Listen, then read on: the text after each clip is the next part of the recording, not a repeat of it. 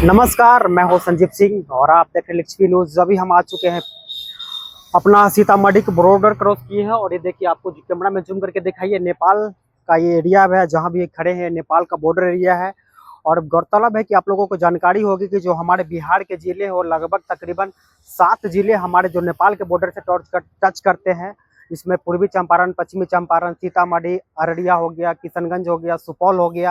ये तमाम ऐसे जिले हैं जो सीमावर्ती इलाके, जो 7 जिले जो हमारे बिहार के, जो नेपाल से टच करते हैं। और जी प्रोटेस्ट हुआ था, उसके बाद लगातार वहाँ पे सरकार बदली और सुशीला कार्की वहाँ की शपथ ली। 3 दिन पहले सरकार बनी।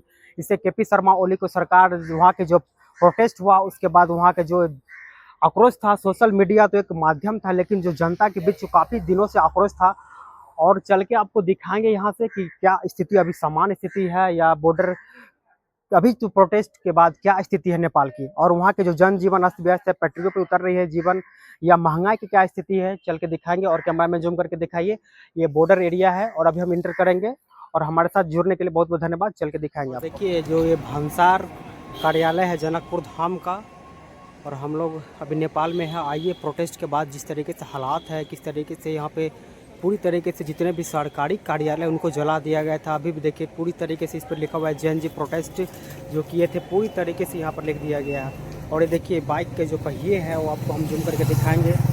पूरी तरीके से भांसार कार्यालय है। जब भी कोई बॉर्डर नेपाल से क्रॉस करके आते हैं, देखिए आपको यहाँ पर पूरी तरीके से गेट लॉक है, फिर भी आपको हम कैमरा में जूम करके दिखा रहे हैं। आपको देखिए कितनी सारी गाड़ियाँ थी, वो सभी को जला दिया गया, पूरी तरीके से इनके आग के हवाले कर दिए। और देखिए, सभी दो पहिए वाहन है और गेट बंद है, फिर भी हम आपको दिखाने का प्रयास कर रहे हैं। देखिए कितनी सारी गाड़ियां हैं, वो पूरी तरीके से जला दिया गया और ये भयानक हिंसक रुख लिया। और देखिए 2 चक्का, 4 चक्का, और ये भांसार कार्यालय, नेपाल में इसको भांसार कहा जाता है। जो भी गाड़ी अगर इंडिया से आते हैं उसको परमिशन लेना पड़ता है। उसके बाद यहाँ के आप कितने देर रहते हैं नेपाल में, उसके हिसाब से आपका भांसार बनता है। ये भांसार कार्यालय, ये जनकपुर धाम का स्थिति है। और देखिए कितनी सारी गाड़ियाँ थी। और इस हिंसा के बाद नेपाल कितना नुकसान होगा, और आगे चल के हम आपको लोग यहाँ के ग्रामीणों से बात करेंगे, यहाँ के जो नेपाली नागरिक हैं उससे बात करने का प्रयास करेंगे। देखिए पूरी तरीके से जला दिया गया है। एक भी गाड़ी ऐसा नहीं दिखेगा कि वो कोई हालत में, पूरी तरीके से हालात काफ़ी ख़राब थी। अभी तो कुछ सामान्य स्थिति हो रही है, आपको और चल के दिखाएंगे। ये देखिए, ये जनकपुर धाम है, स्टेशन आपको दिखेगा बगल में, और ये मुख्य मार्ग है। और सभी दीवारों पर जेएनजी प्रोटेस्ट देखिए आपको। और ये देखिए रोड पे जो लगी हुई गाड़ियाँ थी,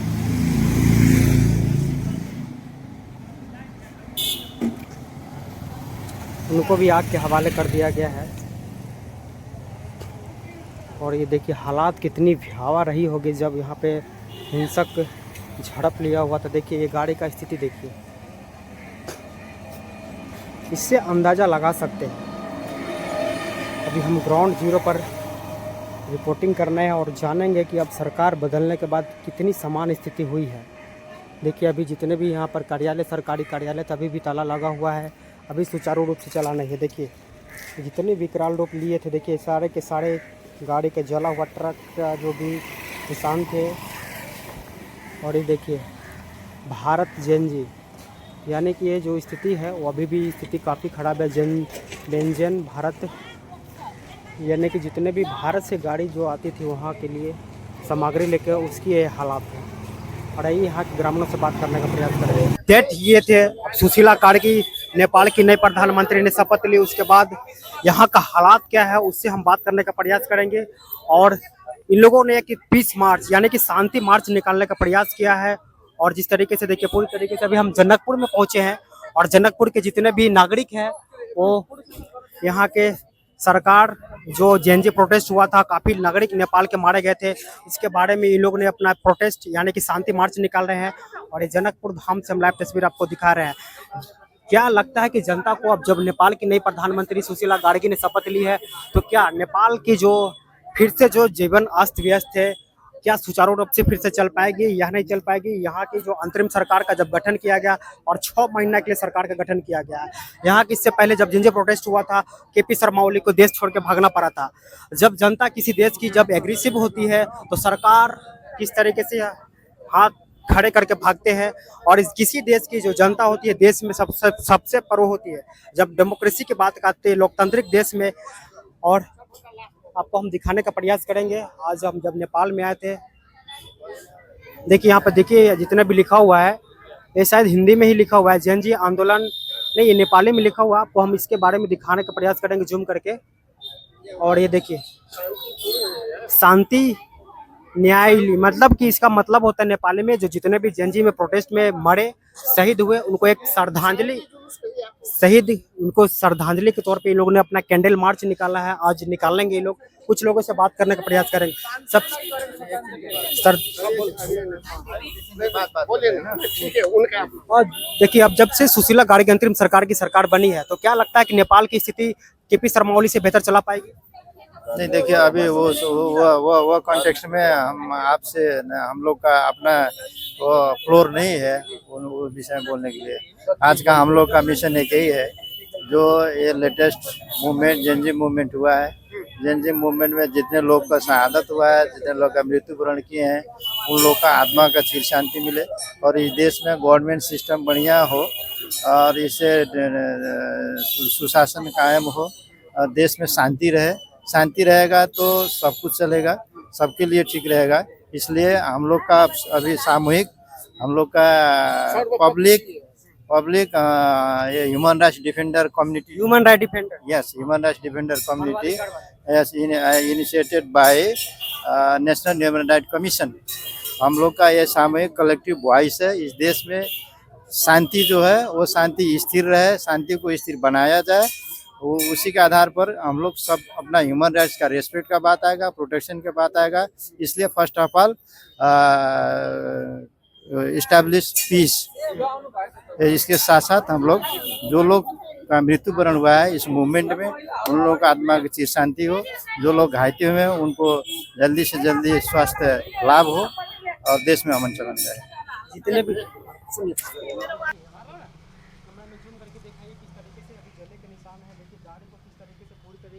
हवाले कर दिए थे। ये अभी हम एक हफ्ता के बाद आए हैं। अभी प्रोटेस्ट की हालात उतनी अच्छी थी नहीं नेपाल में। जब स्थिति यहाँ पे समान हुई तब हम आप लोगों को दिखाने का प्रयास करेंगे। ग्राउंड जीरो की रिपोर्टिंग दिखा रहे। देखिए कितनी तरीके से पूरी तरीके से जल गया है। आम का पेड़ था और ये देखिए इधर भी दिखाइए पूरी तरीके से सभी गाछ और ये जल गए हैं। यहाँ पर नगर निगम की गाड़ियाँ लगी हुई थी। यहाँ पर कुछ और भी 4 व्हीलर इधर गाड़ियाँ हैं।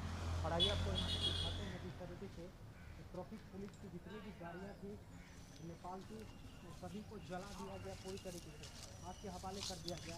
और ग्राउंड जीरो पर हम रिपोर्टिंग दिखा रहे हैं। देखिए कैमरा में इधर जूम करके दिखाई किस तरीके से 4 व्हीलर जितने भी 4 व्हीलर गाड़ी थी, यहाँ पर जो ट्रैफिक व्यवस्था थी, जितने भी यहाँ खासकर जो यहाँ के जेएनजी प्रोटेस्ट का एक मुख्य वजह यहाँ पे सरकारी जितने भी कार्यालय थे, सरकारी जितने भी संस्थान थे, उनको टारगेट कर करके चुन चुन के जलाया गया।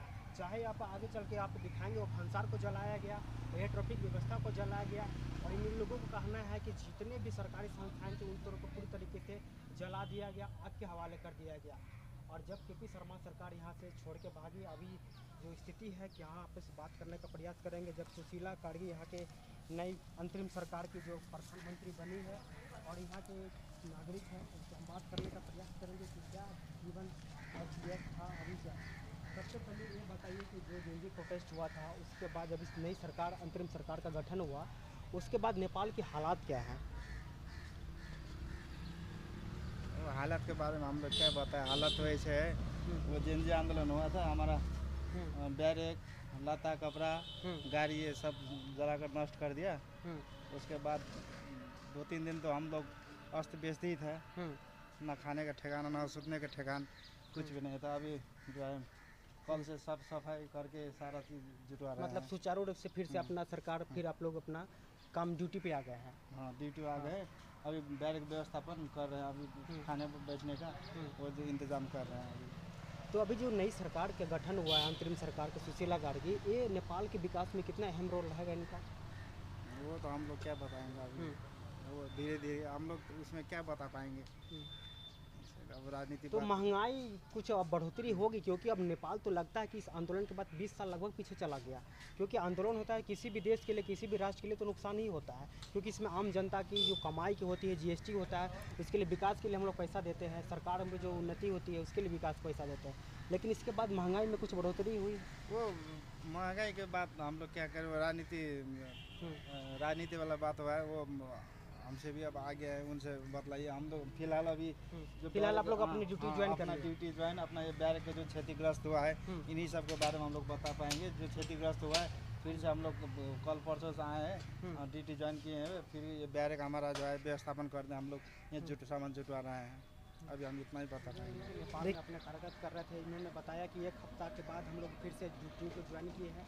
इनको इनको भी पूरी तरीके से देखिए, कैमरा में जूम करके दिखाई देखिए, इनको भी पूरी तरीके से आग के हवाले कर दिया गया था। और जितने भी खासकर जो जेएनजी प्रोटेस्ट किए थे, वो खासकर वो जितने भी सरकारी संस्थाएं थी, सरकारी कार्यालय थे, उनको टारगेट कर करके जलाया गया था। जनकपुर धाम का जो मैंने रिपोर्ट ग्राउंड जीरो से रिपोर्टिंग की, वो दिखाएंगे कि भंसार घर में जितने भी गाड़ियाँ 2 व्हीलर 4 व्हीलर पड़ी हुई थी, सबको आग के हवाले कर दिए थे।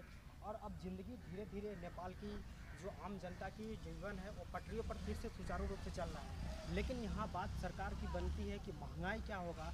यहाँ पे सरकार जब सुशीला गाड़गी बनी है तो महंगाई पे क्या चर्चा होगी। और चलिए आप अब ग्राउंड जीरो से रिपोर्टिंग करके दिखाएंगे कि मार्केट की जनता क्या चाहती है और इस सरकार से कितनी खुश है। हमारे साथ जुड़ने के लिए बहुत बहुत धन्यवाद।